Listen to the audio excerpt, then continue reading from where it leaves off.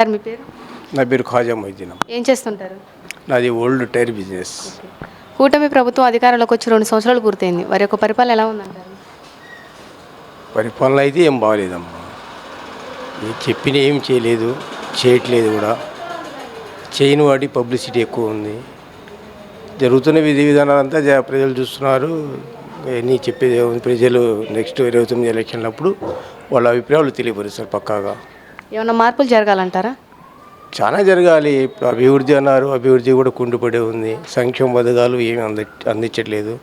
పేద ప్రజలు జగన్ గారి హయాంలో ప్రతి నెల ఏదో ఒక కార్యక్రమం, ఏదో ఒక పథకం కింద వస్తూ ఉండేవి. ఇప్పుడు ఏ ప్రజలకి అందే ఫీజు రింబర్మెంట్స్ రాలేదు. పిల్లలకి ఇది అమ్మఒడి కూడా కొంత వచ్చింది, కొంతమంది రాలేదు. తర్వాత గ్యాస్ కూడా ఒక్కొక్క సిలిండర్ వచ్చింది, అవి రాలేదు. తర్వాత పిల్లలు చదువుకునే పిల్లలకి జగన్ గారు ఉన్నప్పుడు 20,000 రూపాయలు ఇచ్చేవాళ్ళు. వాళ్ళకి విద్యా దీవెన అని చెప్పి, వసంతి దీవెన అని చెప్పి అవి లేవు. ఫీజు రియంబర్స్మెంట్స్ కూడా ఇప్పుడు దాకా ఇవ్వలేదు. పిల్లలు కూడా చదువుకోవడానికి చాలా ఇబ్బంది పడుతున్నారు.